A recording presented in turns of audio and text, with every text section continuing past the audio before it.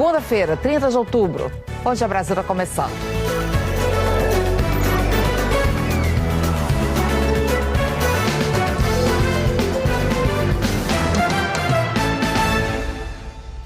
Israel ampliou os ataques aéreos e a ofensiva terrestre também na faixa de Gaza para atingir alvos do Hamas.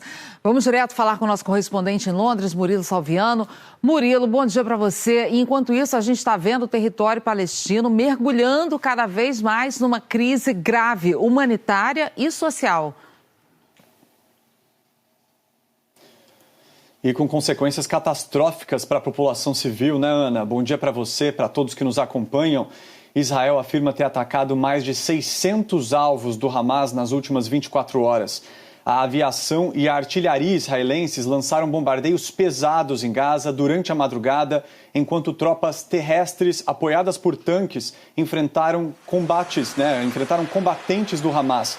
As Forças Armadas israelenses afirmam que mataram dezenas de terroristas que estavam entrincheirados em prédios e túneis e que a operação está avançando gradualmente conforme o planejado.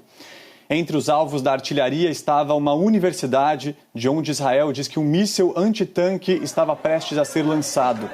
A Cruz Vermelha Internacional diz que Israel continua realizando ataques perto do hospital de Al-Quds, na cidade de Gaza. Os médicos afirmam ter recebido uma ordem israelense de retirada, mas dizem que é impossível cumpri-la porque muitos pacientes em estado grave não resistiriam a uma transferência.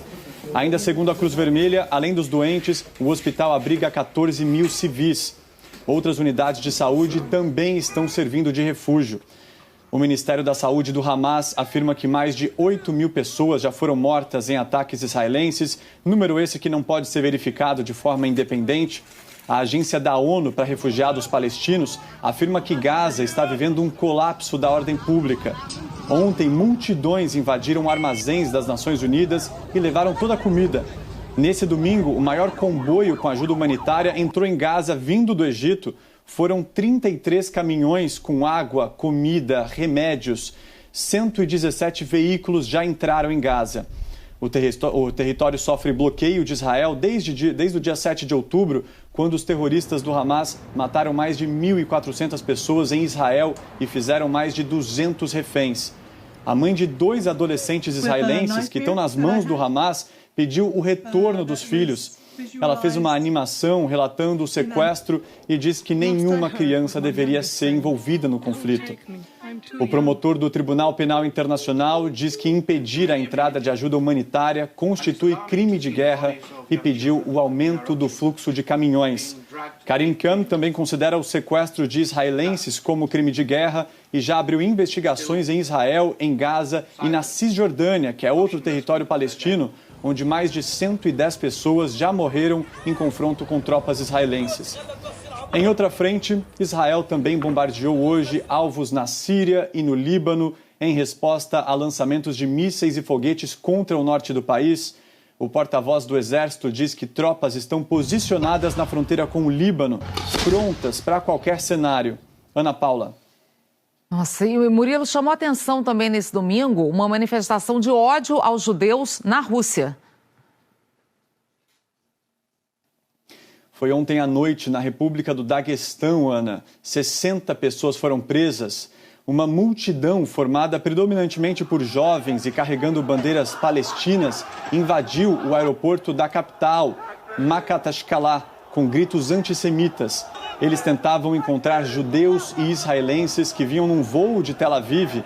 A polícia do Daguestão, que tem uma população majoritariamente muçulmana, diz que tomou o controle do aeroporto e que vai reabri-lo depois de garantir a segurança do local. O Kremlin afirmou agora há pouco que a violência de ontem foi resultado de influência externa e que pessoas mal intencionadas espalharam imagens do sofrimento em Gaza para incitar a multidão. O Kremlin já combateu uma insurgência islâmica no Daguestão e considera o episódio grave. Ana Paula. Obrigada, Murilo. Bom, enquanto isso, o Conselho de Segurança das Nações Unidas vai se reunir hoje, mais uma vez, para falar sobre esse conflito entre Israel e Hamas. Vamos lá para Nova York? Carolina Cimenti tem as informações para a gente. Carolina, bom dia para você. O foco dessa reunião de hoje é a questão humanitária gravíssima em Gaza. Exatamente, Ana Paula. Bom dia a você, bom dia a todos. Olha, a reunião que vai ser presidida pelo ministro das Relações Exteriores do Brasil, Mauro Vieira, foi convocada pelos Emirados Árabes Unidos, o único país árabe com vaga no Conselho nesse momento.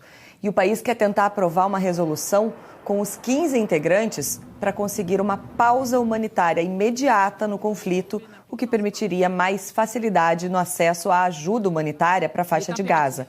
O Conselho já votou 4 resoluções sobre a guerra nas últimas 2 semanas, mas nenhuma foi aprovada. Apenas a Assembleia Geral da ONU aprovou um documento na última sexta-feira pedindo uma trégua humanitária. Mas uma resolução da Assembleia não tem caráter vinculante, não é obrigatória, como uma do Conselho teria. Tem apenas força simbólica, pois o órgão reúne os 193 países da ONU. Ontem, em telefonema com o primeiro-ministro de Israel, o presidente americano Joe Biden pressionou pela proteção dos civis em Gaza e pediu o aumento imediato e significativo do fluxo de ajuda humanitária.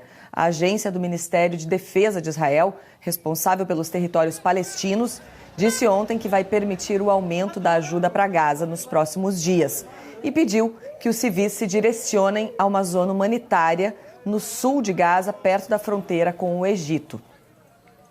E outra questão aí, né, Carolina, que os Estados Unidos, inclusive, vem até alertando sobre isso, é sobre o perigo desse conflito se espalhar pelo Oriente Médio. Exatamente. O conselheiro de Segurança Nacional do governo americano, Jake Sullivan, disse que o risco já é elevado, mas que o governo americano continua trabalhando com parceiros regionais para evitar que o conflito se espalhe. Na semana passada, os Estados Unidos bombardearam milícias apoiadas pelo Irã na Síria, em resposta a uma série de ataques de drones contra bases militares americanas na região. Jake Sullivan disse que, apesar dos esforços, se esses ataques continuarem, os Estados Unidos vão continuar reagindo e que o governo americano está tomando medidas para proteger as forças americanas, aumentar a vigilância e trabalhar com os países na região. O Irã, que financia o Hamas e outras milícias pelo Oriente Médio, como Hezbollah no Líbano, já disse que Israel cruzou linhas vermelhas, passou dos limites em Gaza e advertiu que isso pode forçar uma reação na região. Ana. Obrigada, Carolina. E o embaixador do Brasil na Palestina informou para a gente agora de manhã que o acesso à internet foi restabelecido por lá, mas ainda faltam água e gás na faixa de Gaza. Vamos ter mais informações com o Heraldo Pereira lá em Brasília. Heraldo, bom dia para você. Como a gente viu, há um colapso humanitário social em Gaza. E a pergunta que fica é como é que estão as negociações para trazer esses brasileiros que estão presos ainda lá na faixa de Gaza? Há um clima de expectativa entre os diplomatas brasileiros. Bom dia, Ana Paula. Bom dia. Bom dia especialmente a você que está sempre conosco aqui no Bom Dia Brasil. Pelas informações do Ministério das Relações Exteriores, são 34 brasileiros que aguardam repatriação das áreas afetadas pelos bombardeios. Eles estão em 2 cidades ao sul da faixa de Gaza, Khan Yunis e Rafah. De acordo com as informações repassadas por diplomatas ao Itamaraty, em Khan Yunis, a situação é mais crítica, porque há registros de conflitos e bombardeios mais intensos. De acordo com a Embaixada do Brasil na Palestina, os brasileiros que estão na faixa de Gaza têm mantimentos para apenas alguns dias. A dificuldade é grande para encontrar comida, água e gás. É preciso enfrentar filas e quem consegue comprar paga muito mais caro. Não é fácil. O gás a gente comprou, pagamos mais de 10 vezes do preço normal. Eu paguei no gás mais ou menos 250 shekels, valendo reais 309 reais. No abrigo em Rafah, brasileiros fazem café e comida de forma improvisada.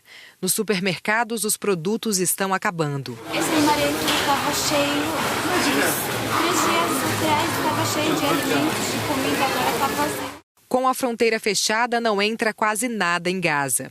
Segundo a ONU, 20 caminhões de ajuda humanitária são liberados por dia.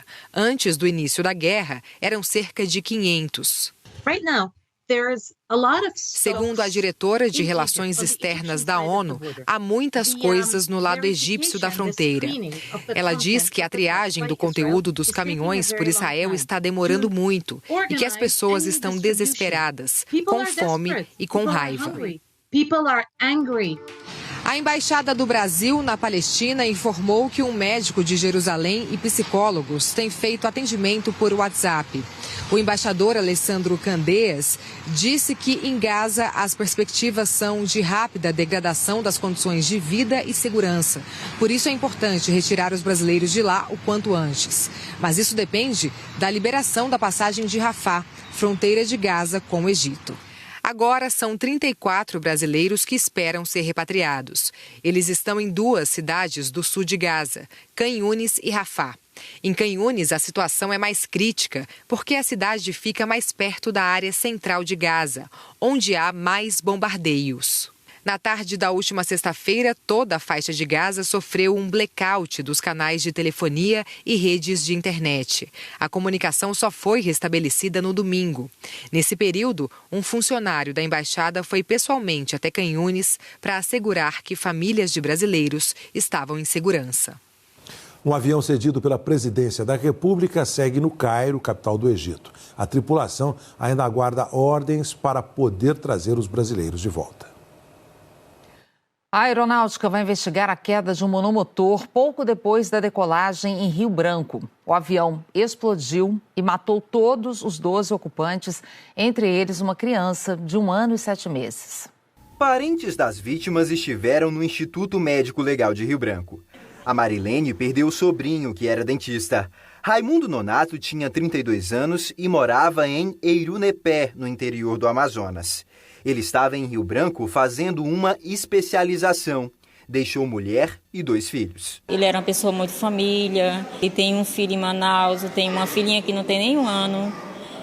Mora em Eirunepé com ele. Infelizmente aconteceu esse acidente. Além de Raimundo Nonato, os peritos confirmaram outras 11 mortes no acidente. O monomotor saiu do Aeroporto Internacional de Rio Branco por volta de 7 da manhã no horário local, 9 horas, horário de Brasília, com destino à cidade de Eirunepé. Mas antes, o avião faria escala na cidade de Envira, também no estado vizinho. Pouco depois da decolagem, a 1 quilômetro da cabeceira da pista, o avião caiu e explodiu em uma região de mata. Bombeiros trabalharam por 3 horas para conter as chamas na área de acesso difícil. Os corpos das vítimas estão no Instituto Médico Legal de Rio Branco. De acordo com a Polícia Civil, eles só serão liberados depois da confirmação oficial das identidades. Como os corpos estavam bastante carbonizados, o processo de identificação é uma situação mais difícil. Segundo a ANAC, o avião estava em situação regular. A empresa Arte Táxi Aéreo, dona do avião, informou que o voo era particular. O Cessna Grande Caravan tinha capacidade para até 14 pessoas. O advogado da Arte Táxi Aéreo, Thiago Abreu, disse que a empresa está dando apoio às famílias das vítimas e que a tripulação estava com a habilitação em dia. A seguir, uma operação procura o ex-senador por Roraima, Teomário Mota. Ele é investigado como mandante do assassinato da mãe de uma filha dele. Outras 2 pessoas já foram presas. Em São Paulo, a polícia prende em flagrante o motorista de carro que atropelou e matou 3 idosas na capital. Uma outra mulher ficou ferida. Agora são 8 horas e 45 minutos. A gente volta já. 3 idosas morreram atropeladas em São Paulo. Vamos lá para São Paulo saber mais com o Rodrigo Bocardi. Oi, Rodrigo. Bom dia. Que tragédia, né? Esse motorista está preso e tem suspeita de que ele estava alcoolizado. Deu outra, né, Ana? Bom dia para você, bom dia a todos, tudo igual. Chega aí, segunda-feira, a gente faz esses relatos aí do final de semana. Motorista de 18 anos, sim, apresentava sinais de embriaguez, não quis fazer o teste do bafômetro. Uma câmera de segurança registrou o momento do acidente na zona norte de São Paulo. As 3 senhoras caminhavam ali na calçada, elas iam para a missa numa igreja do bairro e, de repente, o carro aparece na curva em alta velocidade, sem controle. Lá no fundo, lá invade a calçada, atinge as idosas. Elas chegaram a ser socorridas, mas não resistiram. Morreram Leonilda Aparecida dos Santos, de 80 anos, Alcina Franco, de 82 anos, e Alzira Teixeira, de 76 anos. Segundo a polícia, o motorista estava com mais 2 pessoas no carro, voltava de uma festa, uma delas ficou ferida, ele está preso. Ana Paula. Imagem chocante, né, Rodrigo? Até já. Até já. E foi enterrado ontem em Queimados, na Baixada Fluminense, o corpo do pré-candidato a vereador da cidade, Cleiton Damasceno Pereira. O empresário, de 42 anos, passou o sábado fazendo atos públicos ao lado da coordenadora da pré-campanha dele, Paula Ribeiro Menezes Costa. Eles foram atacados a tiros quando pararam numa sorveteria. Testemunhas disseram que criminosos passaram de carro atirando. Paula Ribeiro também foi baleada, ela levou um tiro na cabeça e morreu ontem no hospital.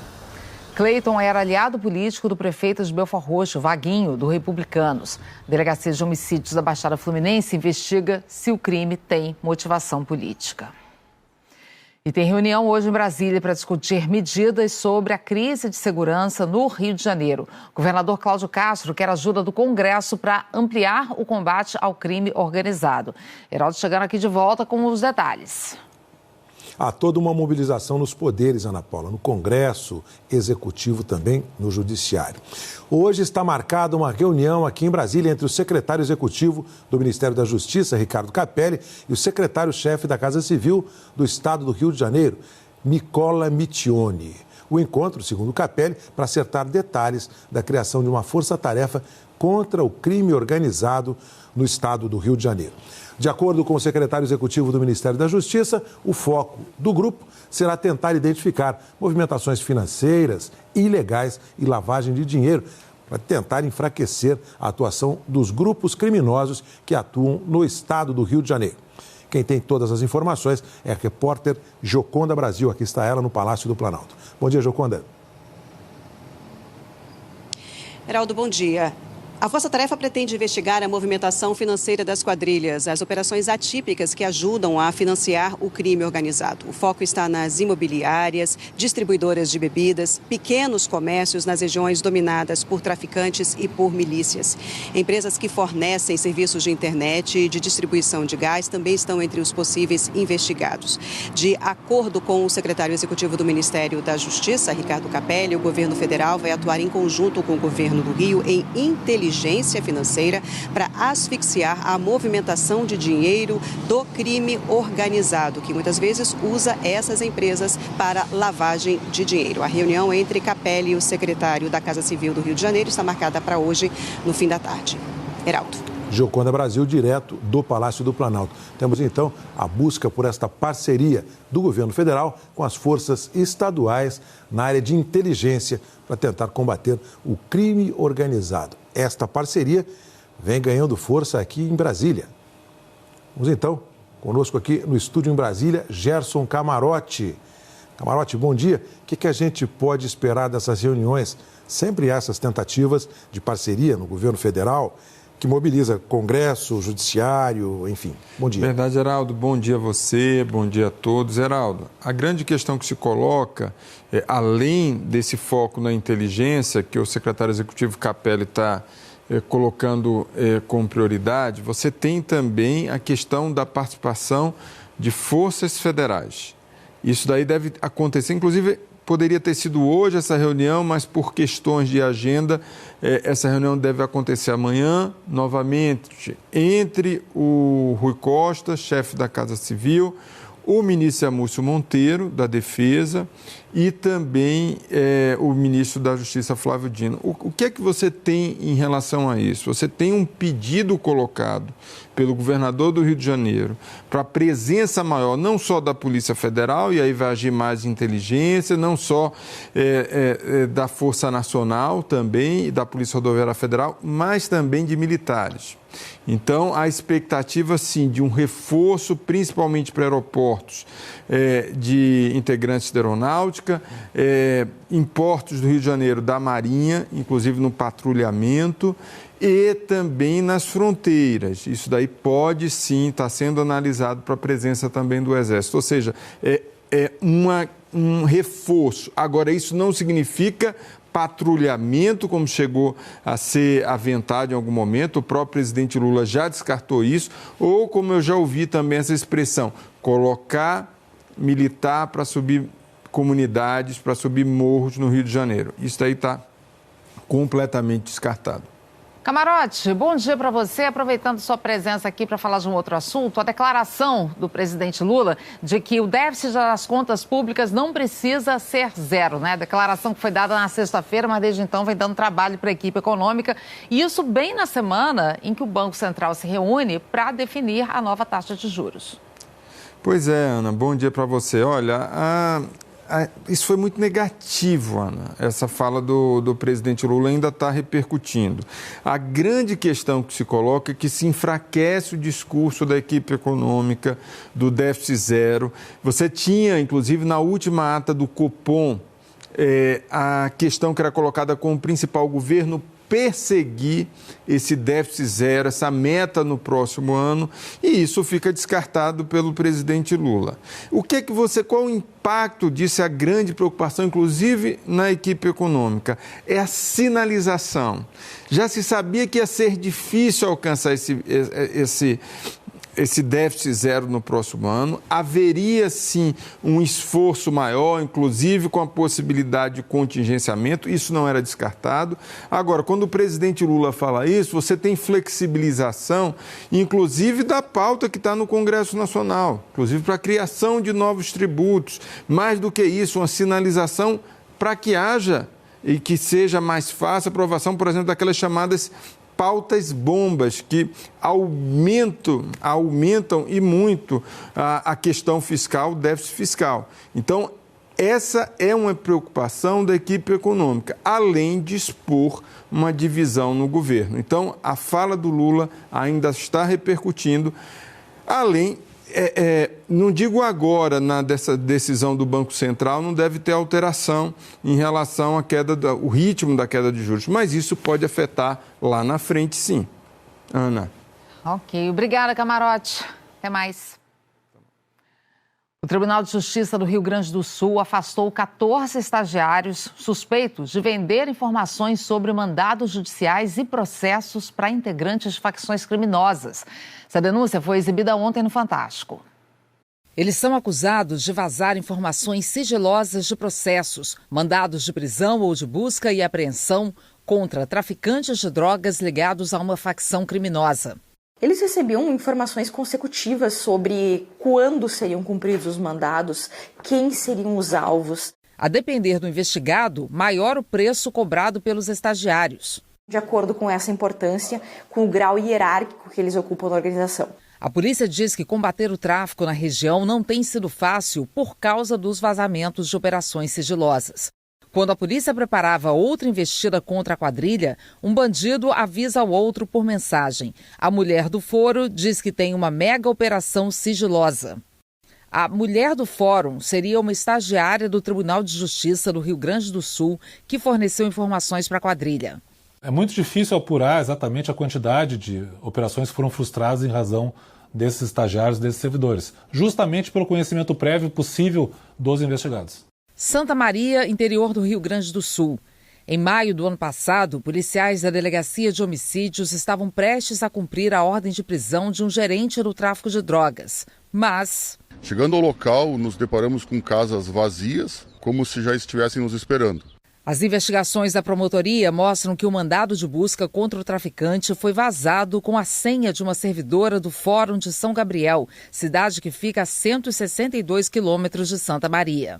São vários casos. O caso mais grave diz respeito a um ex-estagiário que ingressava no sistema eletrônico de processos aqui do Estado em busca de medidas recém-cadastradas. Ele é suspeito de usar a senha de uma funcionária do Fórum de Novo Hamburgo, na região metropolitana de Porto Alegre, para vazar uma investigação que acontecia na cidade de Cachoeira do Sul.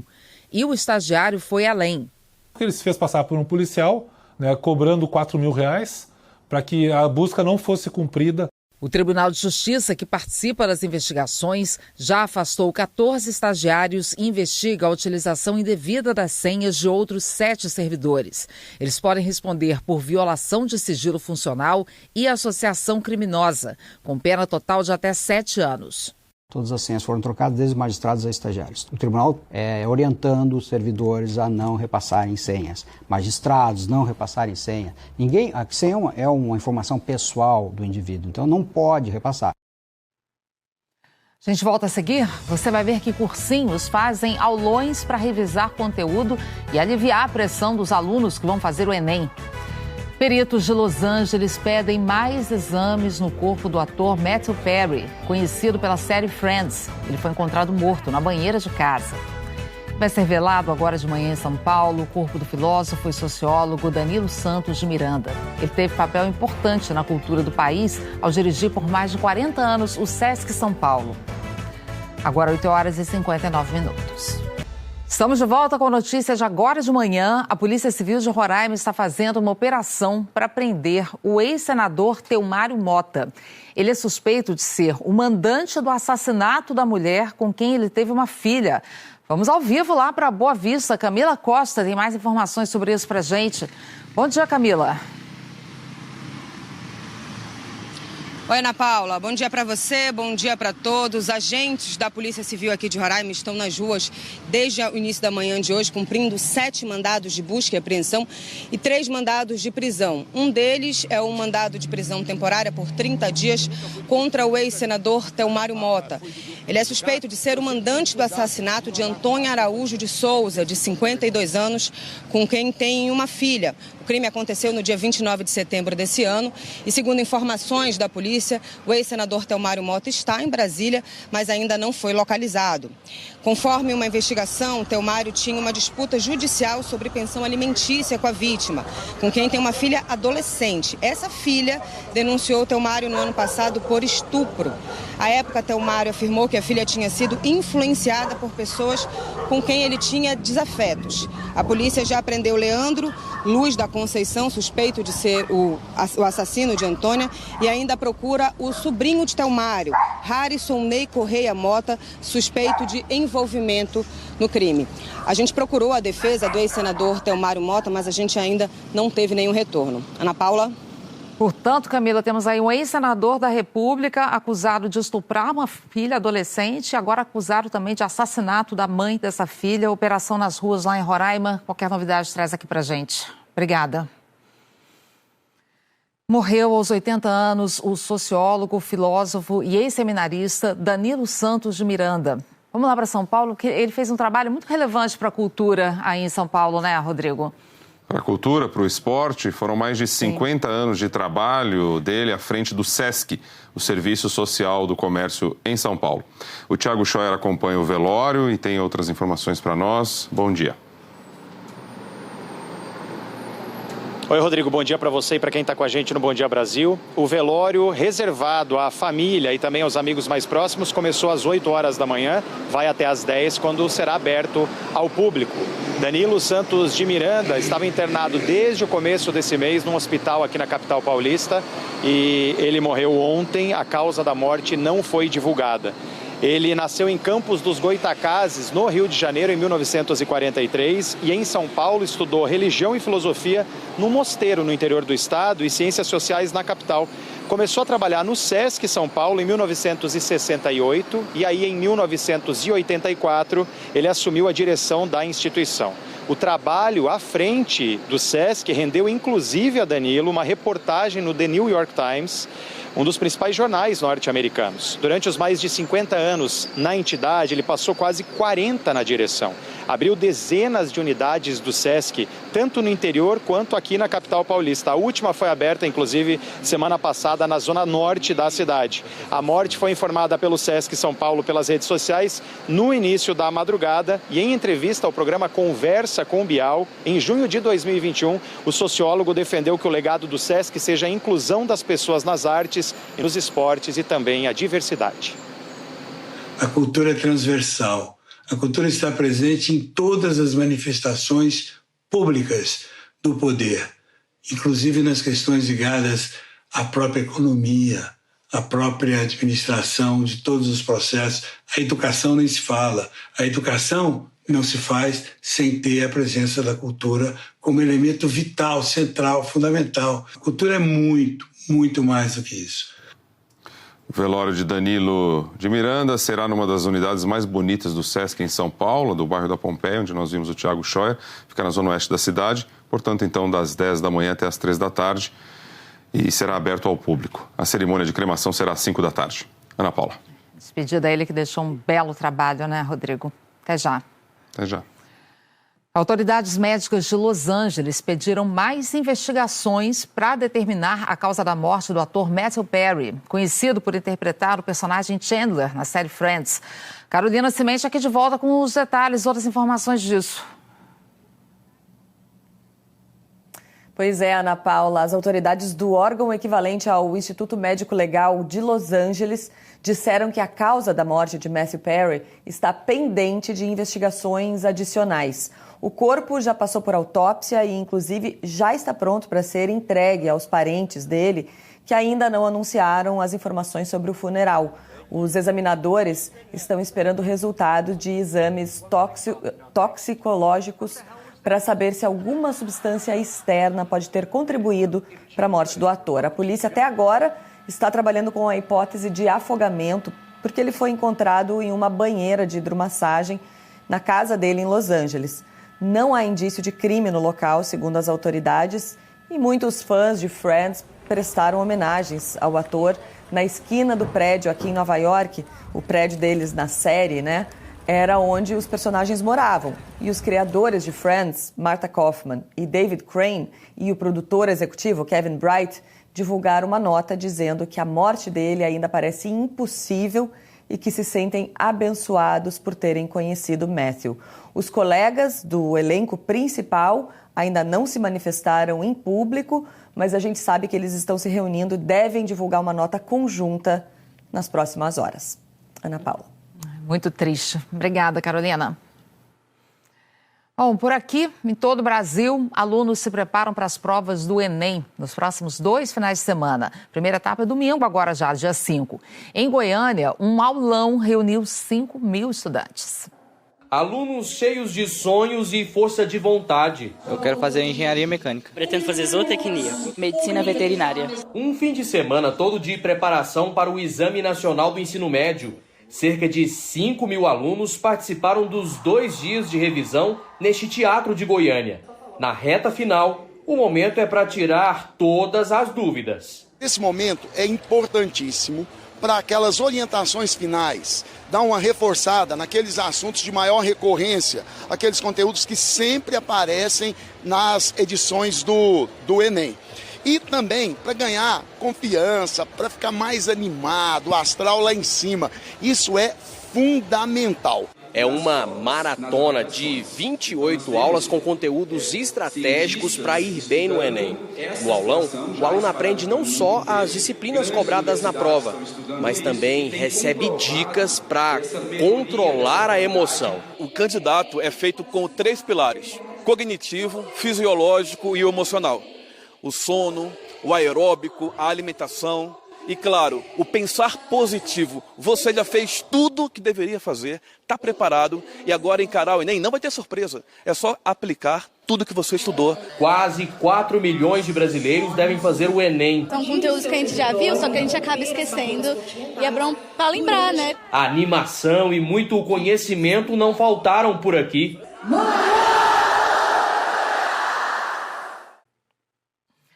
E olha, esse QR Code que vai aparecer aqui agora na sua tela, tá aí ele, te leva para uma página especial do G1 sobre o Enem. Lá você encontra todas as informações sobre as provas, o passo a passo para consultar o local do exame, dicas de estudo, orientações de especialistas, tá tudo lá no g1.com.br.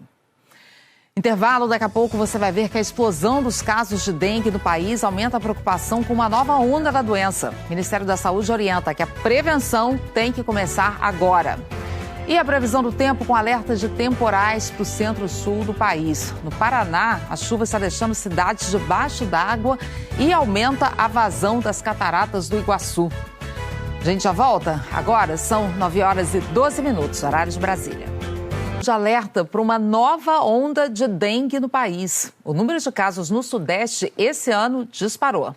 Quase 200 agentes da Vigilância Ambiental em Saúde eliminaram focos de dengue em 20 cemitérios na cidade do Rio. A ação promovida pela Prefeitura no fim de outubro pode evitar uma explosão de casos no dia de finados. Porque são locais que reúnem um grande fluxo de pessoas e, ao mesmo tempo, são locais que podem ter maior número de focos, até pela homenagem que a gente presta aos mortos, enfim. Essa é uma ação que acontece durante todo o ano, mas nesse período, até pelo maior fluxo de pessoas nos cemitérios, a gente reforça essa ação. A chegada do verão, quando as chuvas aumentam em boa parte do país, é o momento mais adequado para reforçar os cuidados com a dengue. O tempo quente e úmido acelera a proliferação do mosquito Aedes aegypti. E esse ano o número de casos da doença aumentou em vários estados. Só aqui no Rio de Janeiro já foram registrados mais de 39 mil casos de dengue. Isso é 4 vezes mais do que no ano passado. Na região sudeste, os números de casos em 2023 superam com folga os registros de 2022. Minas Gerais, que teve quase 90 mil casos no ano passado, registrou agora quase 400 mil. No Espírito Santo, em 2022, foram apenas 66 casos da doença, mas agora o número passa de 126 mil. O Ministério da Saúde diz que está trabalhando para conter uma possível onda de dengue. A gente vem, então, atuando nesse momento com o planejamento e intensificação da interação com estados e municípios para que essas unidades estejam preparadas para o aumento de casos que é esperado nesse próximo período, ou mesmo essa antecipação que pode acontecer. E fica o alerta de sempre: ficar atento para os primeiros sintomas da doença. A manutenção da febre alta, a dor abdominal, vômitos persistentes, o aparecimento de sangramento, e lembrar que a hidratação, né, é muito importante também para evitar que ele evolua para formas mais graves. Chuvas fortes causaram alagamentos e estragos no Paraná. Vamos ao vivo falar com Wesley Cunha, que está em União da Vitória, no sul do estado. Já dá para ver daqui uma das cidades mais atingidas, Wesley. Bom dia para você. Oi, Ana, bom dia para você, para quem nos acompanha, bom dia também. Olha, o cenário aqui em União da Vitória é de alagamentos em diversos pontos da cidade há mais de 20 dias. A gente vai mostrar aqui, de onde a gente fala ao vivo, algumas casas que foram atingidas. O rio passa bem aqui perto e mesmo sem chuva forte na cidade desde ontem, o nível do Rio Iguaçu não para de subir. Foram quase 30 centímetros em 24 horas. O rio está quase 3,5 metros acima do normal. Só aqui em União, quase 7 mil moradores precisaram sair de suas casas. No fim de semana, um tornado atingiu a cidade de São José da Boa Vista. A força do vento quebrou árvores e até derrubou esse caminhão. Uma cooperativa que produz leite para mais de 70 escolas públicas também foi atingida. A produção armazenada teve que ser retirada às pressas. E eu me despeço com essa imagem de ontem das Cataratas do Iguaçu, que registraram a segunda maior vazão da história, 18 milhões e 600 mil litros de água por segundo, mais de 10 vezes da vazão normal. A passarela precisou ser interditada, viu, Ana? Nossa, imagem realmente impressionante, Wesley. Obrigada pelas informações aí do Paraná. E olha, os temporais vão se espalhar hoje pelo centro-sul do Brasil, viu? Marcelo Pereira já aqui com os detalhes da previsão do tempo.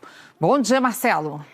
Ana, bom dia para você, boa semana. Pois é, e essa semana, Ana, começa com bastante chuva e com riscos para alagamentos e deslizamentos, viu, Ana? Oi, pessoal, bom dia para vocês também. O CEMADEM coloca em alerta partes dos estados do sul, onde o risco para deslizamentos e alagamentos é mais alto. A área de risco está valendo, portanto, desde essa área aqui, o centro-norte do Rio Grande do Sul, avançando até partes de Minas, sul do Espírito Santo e o leste de Mato Grosso do Sul. Os maiores acumulados vão ficar em cidades do sul, entre o Paraná e Santa Catarina, e no Rio Grande do Sul, acumulados entre 50 e 45 milímetros. Em São Paulo, Rio e BH também tem previsão de chuva forte hoje, só que temporais isolados. Aqui na capital paulista, no Rio, BH, a chuva pode apertar mais. Inclusive em Minas, já choveu muito ontem à noite. Em Contagem, o vendaval arrancou a cobertura metálica de um prédio que foi parar em cima de casas e da rede elétrica. Toda a região ficou sem luz. Em BH, um bairro também ficou sem luz depois que uma árvore caiu sobre a fiação. Um ônibus do transporte coletivo também foi atingido pelos galhos. O motorista e os mais de 30 passageiros não se machucaram. Em Santa Luzia, 4 postes de uma mesma rua caíram depois da chuva forte de ontem. A região ainda está sem luz, de acordo com a concessionária. Já em São Paulo, a chuva obrigou uma cidade a decretar calamidade pública. Foi em Ribeira, no sul do estado. Mais de 60 famílias estão desabrigadas e outras 400 que moram na área rural estão isoladas. O Rio Ribeira está mais de 8 metros acima do normal, de acordo com a Defesa Civil. As capitais mais quentes do país hoje são elas. Teresina tem chuva com 41 graus e Cuiabá 40 com pancadas de chuva. Nos próximos dias ainda chove muito na região sul e também no sudeste. Eu me despeço abrindo a janela para Joinville, em Santa Catarina. Ana, esse era o lindo amanhecer hoje mais cedo. Bom dia para você e a todos. Lindo, lindo para inspirar nossa semana. Obrigada, Marcelo. Até amanhã. Você de casa fica agora então com o Encontro. Patrícia Poeta já te esperando. Ótima segunda-feira, ótima semana e até amanhã. Bom dia e uma ótima semana pra gente.